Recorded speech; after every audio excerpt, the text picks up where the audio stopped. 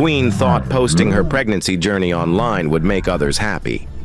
But what she didn't know was that every post she made was triggering something she never expected would happen to her. Because sometimes, danger doesn't come from strangers. It comes from the silent eyes watching your happiness. And the people who often say congratulations may not really be congratulating you. They're calculating you and what happened next. Left everyone shocked and whispering about the price of showing your blessings too early. Queen was the calm and cheerful type. Soft-spoken, prayerful, and kind to everyone. She had a way of making people comfortable around her. If you were sad, she'd listen and pray with you. If you were happy, she'd rejoice with you. Everyone liked her, especially in church. She and her husband, Chinedu, had been married for 4 years, but the cry of a child never came. They tried everything they could, prayers, fasting, hospital checkups, herbal teas, but month after month, nothing happened. Still, Queen never stopped smiling. She kept telling herself, God's time is the best. Then, one bright morning, a miracle happened. She had gone to the clinic alone for her regular checkup, when the nurse called her in with a wide smile and said, "Congratulations, Queen, you're pregnant." Queen froze for a few seconds, not believing her ears. Tears rolled down her cheeks. She held her belly, laughing and crying at the same time. Her hands shook as she called Chinedu. "Baby," she said, her voice trembling. "God did it, I'm pregnant." Chinedu screamed on the phone. He dropped everything at work and rushed home. When he walked through the door, they hugged tightly and cried together.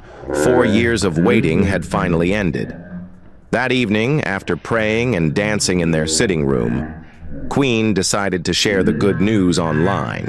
She felt the world should hear what God had done. She posted the black and white ultrasound photo with the caption, "God finally did it for us after 4 years. #testimony, #mother's joy." Within minutes, her phone started buzzing non-stop. Old classmates commented, "We thank God for you, Queen." Church members reposted the photo with long prayers and Bible verses. Even people she didn't know sent her DMs full of love and joy. Her page became full of smiles and hearts. Some said she was an example of faith. Others wrote, "You give me hope, sis." Queen was overwhelmed. She felt loved by everyone. From that day, her social media turned into a journal of motherhood. She posted short clips of her growing baby bump, shared photos from her antenatal visits, and even uploaded small dance videos with soft songs playing in the background. When she craved suya or mangoes at midnight, she'd laugh and post about it. When she bought baby clothes, she'd show her followers the tiny blue shoes and say, "I can't wait to meet him." Her followers celebrated every post. They prayed with her, encouraged her, and left sweet comments like, "God who started it will finish it." Queen would often tell Chinedu, "My followers are like family. They love me." Chinedu would smile. "Yes, but remember, not everyone who smiles with you really means it." She'd brush it off with a laugh. Honey, you worry too much. People are good. It's all love." And truly, for a while, it was all love. Her joy was bright and contagious. Neighbors came to visit her with food. Church women brought gifts and sang songs of thanksgiving. Her mother-in-law knelt beside her, rubbing her shoulders. "God is faithful," she said. "I told you he never fails." Everywhere Queen went, she heard blessings, laughter, and good wishes. Her life felt like a dream that had finally come true. But you see, sometimes dreams attract eyes that shouldn't be watching, eyes that don't clap. They calculate. And Queen, in all her joy, didn't notice when those eyes began to follow her more closely than before. The first few months went smoothly. Queen glowed beautifully. Her skin looked soft, her hair fuller, and she carried herself like a woman wrapped in peace. Her followers loved her updates. Every Sunday after church, she'd post new photos, her radiant smile, her round baby bump. The likes and comments poured in. But around her 7th month, things started to feel different. Strange things that she'd never imagined would start happening. It began with a small pain, just a sharp pinch near her lower stomach. She thought it was normal. Pregnant women felt things like that sometimes. But it came again the next evening, right after she posted a video of herself dancing in her living room. "Ah, this baby likes music," she laughed, holding her belly. But later that night, the pain returned, stronger this time. It passed after a while, so she didn't tell Chinedu. 2 days later, another post, another pain. It was becoming a pattern. Every time she shared a new photo or video, she'd feel something strange not long after. Then, more weird things began to happen. Strange phone calls. At first, it was once or twice, a call with no caller ID. When she picked up, she heard nothing, just silence. She said, "Hello?" twice, then hung up. It happened again the next night. Still silence. But this time, just before she dropped the phone, she heard something faint and scary, like a woman humming a slow tune. It sent chills down her spine. The next morning, she told Chinedu about the strange call. He frowned. "Strange number? It's probably some scammer or a wrong number, my love.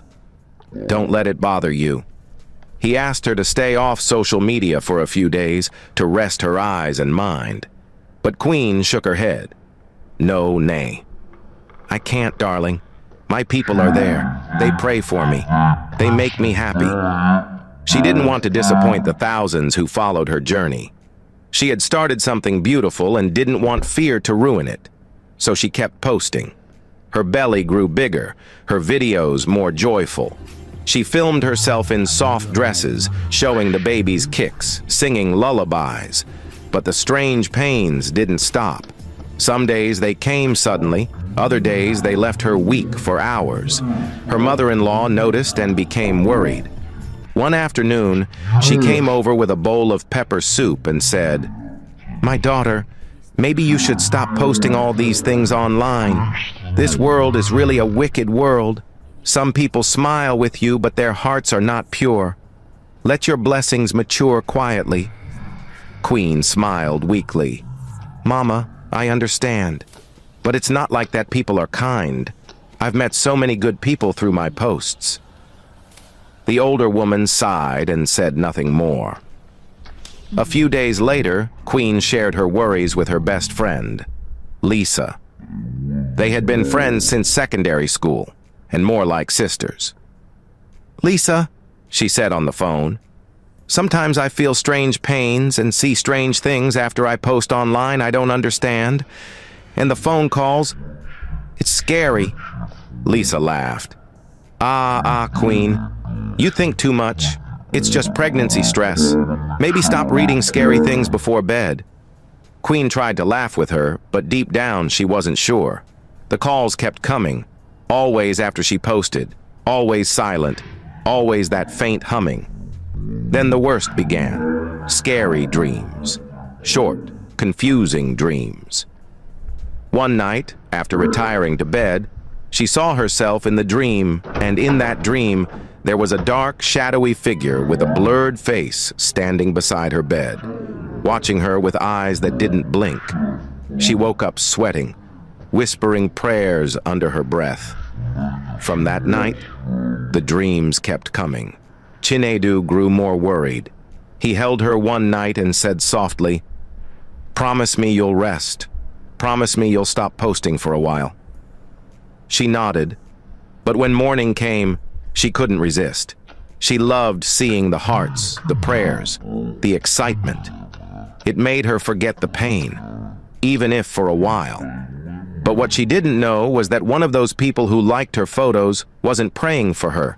The person was watching her, not with love, but with evil eyes. And while she shared her joy with the world, that person was quietly waiting to strike in the most unexpected way. As the days kept rolling by, Queen was now in her 8th month. Her belly was round and firm, and everyone said she glowed like the morning sun. One bright afternoon, she went for her regular antenatal checkup. The doctor smiled at her after checking the scan. "Your baby is fine, heartbeat strong, everything looks perfect." Queen laughed softly. "Thank you, doctor." She felt lighter that day. On her way home, she stopped to get some groceries at a store. The baby kicked inside her, and she laughed again, placing her palm over her stomach. When she got home, she took a selfie, her belly beautifully visible under a yellow gown, and posted it with the caption, "Counting down to holding my king in my arms, hashtag 8 months strong." The post gathered likes and comments immediately. Glory to God. "You look beautiful, Mama. The king is almost here." Queen smiled as she read them. She placed the phone by her pillow and drifted into a short nap. That night, the dream came. She was in her room, but it didn't look like her room anymore. The air was heavy and quiet. By her bedside stood the same shadowy figure, but his time in the form of a woman, tall and thin, her face hidden by a black scarf. Queen tried to speak, but her voice wouldn't come out. The woman leaned close and whispered in a voice that sounded both near and far, "Stop showing what's not yours yet." Queen jolted awake, gasping for breath. Her nightgown was soaked with sweat. Her heart pounded hard, and her chest felt tight. "Jesus, Jesus," she whispered again and again. Chinedu woke up startled. "What happened?" he asked sharply. She held his arm. "It was a dream. A woman told me to stop showing what's not mine." It felt so real. He rubbed her back gently. "You've been under a lot of stress, my love. Don't worry, okay? It's just a bad dream. Let's pray." They prayed that night, holding hands till they both fell asleep. The next morning, Queen called Lisa. "Lisa, I had a strange dream. A woman came to me saying I should stop showing what's not mine yet." Lisa laughed immediately. "A woman? What's not yours? My dear, it's just your hormones. Maybe you're eating too late at night. Or maybe you watch too many spiritual videos." Queen smiled weakly. Lisa always found a way to brush things aside. But the days that followed were worse. The sharp pains returned, stronger and deeper. Sometimes she'd wake up screaming, clutching her belly, calling her husband's name other times. She'd faint for minutes, then wake up drenched in sweat. Each hospital visit said the same thing.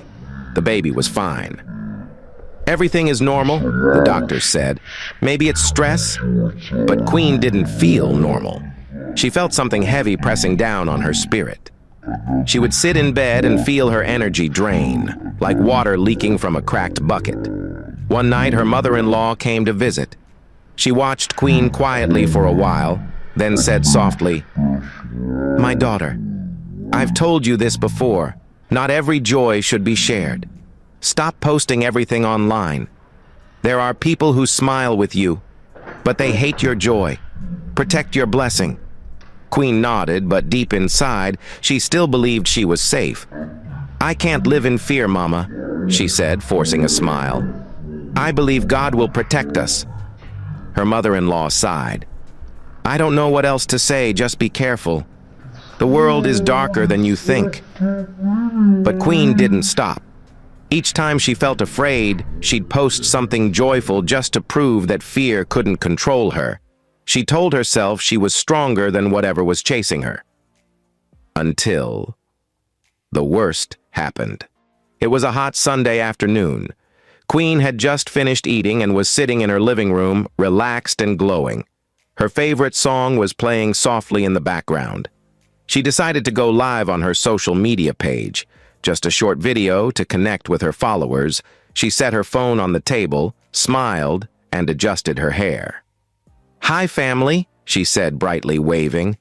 "Guess who's 8 months strong today? My little king." Over 20,000 people joined. The live hearts and love emojis floated on the screen. She laughed and patted her belly. "See how strong my baby is already," she said playfully. "He's been kicking since morning." Her followers flooded the comments. "Oh, God is good. Can't wait to see the baby. Such a beautiful mama." Queen smiled widely, but just a few seconds later, her face changed. The smile disappeared. She froze. Her eyes widened. "Chinedu, my stomach, she gasped. Her voice trembled. Her hand gripped the edge of the chair. She tried to stand up, but her knees gave way. "Jesus!" she screamed, clutching her belly. Then suddenly she collapsed. The phone camera tilted and fell. The live video cut off abruptly. People online didn't know what they had just seen. Some thought it was a prank.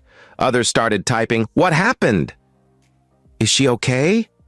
But inside the house, panic broke loose. Chinedu rushed from the bedroom when he heard her scream. He saw her on the floor unconscious, her dress stained with sweat and tears.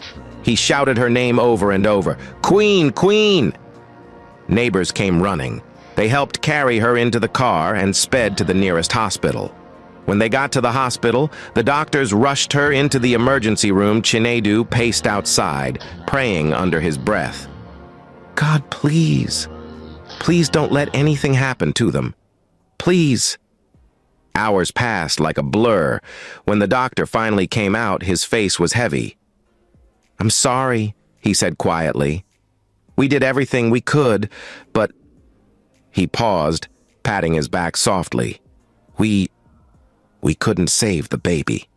Chinedu's knees went weak. He grabbed the wall for support, tears rolling down his face. Inside the room, Queen lay motionless, her hands resting on her belly that was now empty. When she opened her eyes and saw the nurse shaking her head, her voice broke. "My baby! Where's my baby?" The nurse swallowed hard. "He didn't make it, ma'am." And at the moment, Queen let out a scream so sharp that even the nurse turned away to cry. She cried till her voice was gone. "God, what did I do wrong?" she kept repeating. "What did I do wrong?" The doctors couldn't explain what had happened. All her tests had been normal. No infection, no bleeding, no sign of distress. The baby's heart had just stopped. They had to perform an operation to remove the lifeless child. It was a moment too painful to describe. When the news spread online, her followers were in shock. Her comment section was filled with thousands of messages. But behind those comments, no one really knew what had happened. No one knew the unseen battle she had been fighting in silence. No one knew that while she smiled for the camera, something dark had been watching from the other side of the screen. And now, her joy had turned into ashes. And the story that began with celebration was now soaked in grief. A week after the tragedy, the house was quiet. Too quiet. The baby things sat untouched in one corner of the room. Tiny blue shoes, folded baby clothes, a cot that had never been used. Queen barely spoke. She stayed in bed most days, staring at the ceiling. Sometimes she wept in silence. Other times, she just lay still, her eyes swollen from crying. Chinedu tried to stay strong for both of them. He cooked, cleaned, and prayed. When he couldn't sleep at night, he sat in the sitting room and stared at the baby's ultrasound photo on the wall, wondering how everything had gone wrong so suddenly. One morning, he wanted to get some of her things arranged as usual: her handbag, her phone, her wrapper, the small Bible she carried everywhere, and as he sorted through them carefully, that was when Queen's phone buzzed. He frowned. The number was unknown. He unlocked the phone and opened the message, and it read, "Hope you finally learnt to keep quiet. Not every womb deserves attention." Chinedu froze. His hand started shaking. He read it again and again. "Hope you finally learnt to keep quiet." Those words burned in his head. He felt his chest tighten as he stared at the message. Who would say something like that to a woman who just lost her child? His eyes narrowed. He opened a contact app to trace the number. When the name popped up on the screen, he couldn't believe it. His heart went cold. His eyes widened. His hands began shaking. It was Lisa. Queen's best friend, the same Lisa who was at the baby shower, the same one who came to the hospital crying, holding Queen's hand, saying, "God will comfort you, my sister." The same Lisa who laughed when Queen had told her about the dream. Chinedu sat still for a long time, unable to move. He felt anger and confusion rising inside him like fire. He didn't tell Queen immediately. She was too fragile, still recovering. Instead, he took the phone and went straight to the police station. He showed them the message. The officer on duty read it twice and looked up. "Who is Lisa?" "Her best friend," Chinedu replied quietly. "She's been around us for years." The officer nodded. "We'll look into it." They asked him to leave the phone behind for investigation. Chinedu walked out of the station with his heart heavy. He couldn't believe that someone so close could send such wicked words. The police acted fast. They invited Lisa to the station quietly the next morning. When she arrived, she looked calm and confident. "Officer, what's this about? Did something happen?" The officer handed her a printed copy of the message. "Did you send this to Mrs. Queen Obi's phone?" Lisa's eyes widened for a second, then she forced a laugh. "What? No. That must be some kind of joke. Maybe someone used my number." But when they asked to search her house, she hesitated. "Why?" "I didn't do anything." The officers insisted. She finally agreed, shaking slightly. In her apartment, everything looked normal at first, until one of the officers lifted the bed and saw a small wooden box hidden underneath.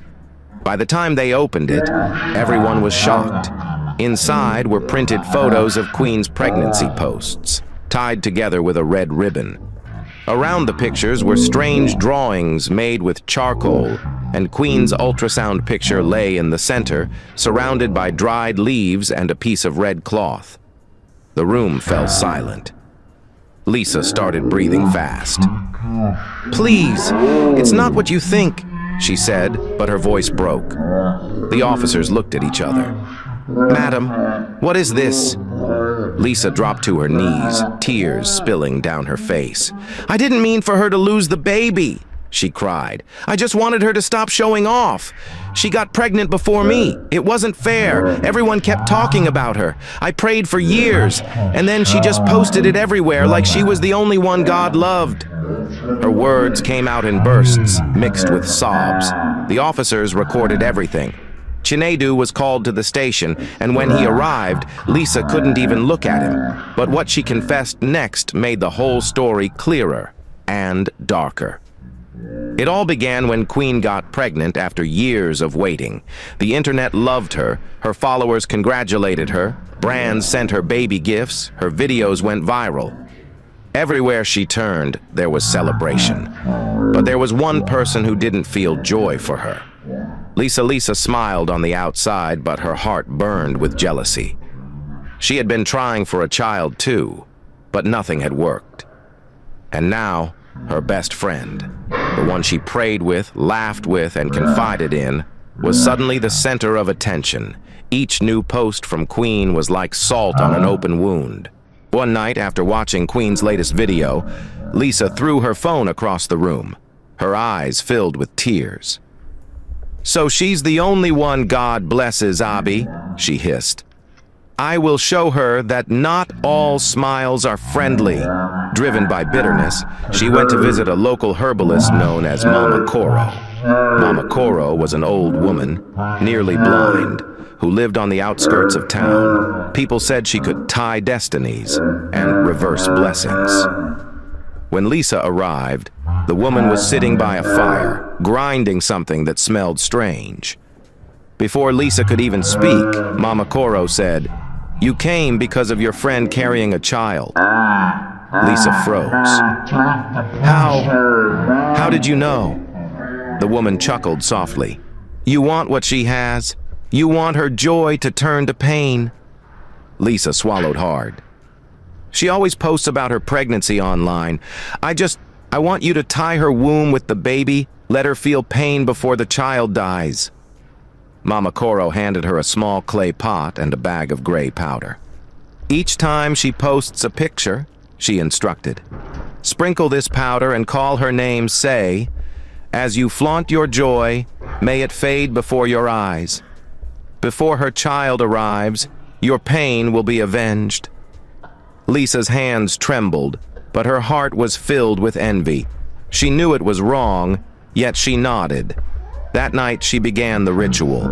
Each time Queen posted something new, Lisa would sit by the window, light a candle, sprinkle the powder, and whisper Queen's name. And strangely, each time she did, Queen would feel sudden pain, a sharp kick, a cry, then the dull ache that followed. It happened again and again. When Queen danced in a video, Lisa whispered her name. When Queen posted a new photo, Lisa whispered again. Until finally, on that live video, the pain came one last time, and the baby's heart stopped. Back in the station, when Lisa confessed, the police station fell silent. Even the officers stared at her in disbelief. "Why would you do something like this?" one of them asked. Lisa's voice was small. "I was angry. I didn't mean for it to go that far. I just wanted her to stop making me feel like I was less." When Queen heard about Lisa's arrest, she fainted. She couldn't believe it. "But how could she?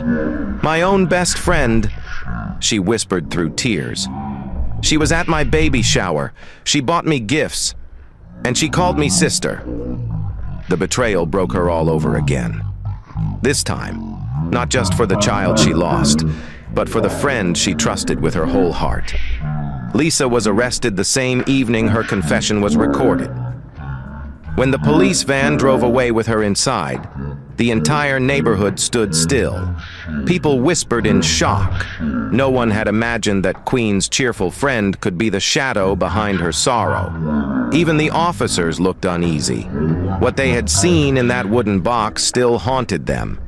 Meanwhile, the old woman, Mama Coro, disappeared before the police could trace her. It was as if she had vanished into thin air. Days turned into weeks. Queen withdrew completely from the world she once loved. Her social media pages remained silent. No new photos, no stories, no smiles. The phone that once buzzed with notifications now stayed switched off beside her pillow. She spent most mornings staring at the ceiling, her fingers tracing the blanket slowly, her mind replaying everything: the laughter, the dancing, the dreams, the collapse. Sometimes she would reach toward her stomach out of habit, then stop halfway, remembering that it was empty now. Her heart felt like glass, cracked, but still holding together. Chinedu tried his best to be strong. He woke early, cooked breakfast, cleaned the house, and prayed beside her bed every night. But inside him, pain lived quietly too. He missed the sound of her laughter. He missed the excitement that used to fill their home. Neighbors often came to visit, but Queen barely spoke. Her once bright eyes had grown hollow, her lips pale from too many sleepless nights. Whenever someone mentioned the word baby, she would look away. The silence between her and the world grew heavier each day. Then, one afternoon, something strange happened. At the police station, Lisa, who had been silent since her arrest, suddenly began screaming from her cell. Her voice echoed down the hallway, sharp and terrified. "Tell Queen to stop sending the baby's cry to me every night," she shouted, clawing at the wall. "I can't sleep. I didn't mean to kill it. Please tell her to stop." The officers ran toward her cell. She was rolling on the floor, her hair loose, her eyes wide and red. "Stop crying! Stop crying, please! I didn't mean to! Leave me alone!" she kept screaming. The entire station went wild. One officer tried to hold her, but she pushed him away. She kept clutching her ears as if trying to block out a sound no one else could hear. When Queen and Chinedu arrived later that day, they found the officers gathered outside, whispering among themselves. One of them sighed and said, "Sir, your wife's friend hasn't slept for 3 nights. Every night she wakes up screaming about baby cry. None of us hear anything, but she insists the voice is loud." Queen's body went cold. She didn't say a word. Lisa was shaking violently when they brought her out. Her once beautiful face was pale and tired, her lips trembling.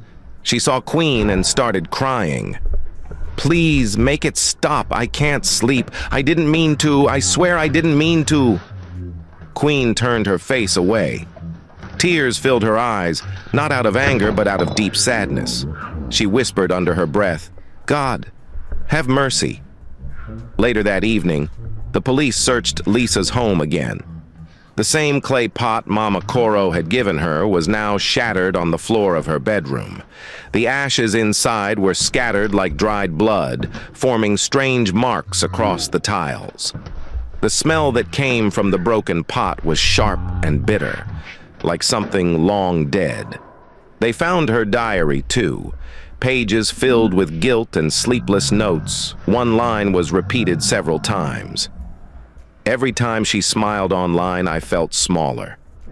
Lisa's condition worsened, and she was taken to a psychiatric ward after that day. Doctors said her mind had broken beyond repair. She never recovered. Every night, she still screamed about the baby's cry, begging an unseen voice to forgive her. Queen heard the news with trembling hands. She felt no joy, no revenge, only pity. She cried again, but this time not for the baby, not even for herself, but for Lisa's lost soul. Her pastor came to visit her soon after. He sat beside her quietly, letting the silence breathe between them. Then he said softly, "My daughter, the Lord allowed this, not to destroy you, but to protect you from unseen enemies. You may not understand now, but one day you will see that some pains come to save us from greater ones." Those words became a seed of healing in Queen's heart. Little by little, she began to pray again. Her tears became prayers, her silence became strength. She started reading her Bible every morning, sometimes smiling faintly at the verses that spoke about restoration. She never returned to her old online life. No more posting every meal, every outing, every joy. Her social life became quieter, gentle, wise, and peaceful. She used her time to counsel younger women in church, telling them to protect their joy with silence. And then, one quiet morning a year later, a miracle happened. Queen discovered she was pregnant again. But this time, she said nothing to anyone except her husband and her pastor. No pictures, no gender reveal, no hashtags, only prayers. Each day she thanked God quietly, whispering, "Lord, let this joy grow in peace." When the pregnancy reached full term, she gave birth to a healthy baby boy. Her heart was full again, not with excitement, but with peace. She had learned the difference between public joy and private gratitude. Months later, she made her first post after a long silence. It was just a plain white background with simple black words that read, "Not every eye is for you. If God gives you joy, protect it in silence until it's strong enough to stand. Some people don't hate your blessings. They just hate that it's not theirs." The post went viral, not because it was flashy, but because it spoke truth. Thousands of people shared it, many saying it reminded them to guard their happiness better. Queen never replied to the comments. She just smiled quietly and turned off her phone. Her life had become simple, not for showing off, but for teaching. And she finally understood that peace doesn't live on the screen. It lives in silence, in prayer, and in gratitude. Lesson from this story. Besties, this story reminds us that life is fragile and not every smile around you is sincere. Be careful how you share your blessings. Some eyes watch to celebrate you, but others watch to compete, to envy, or to curse.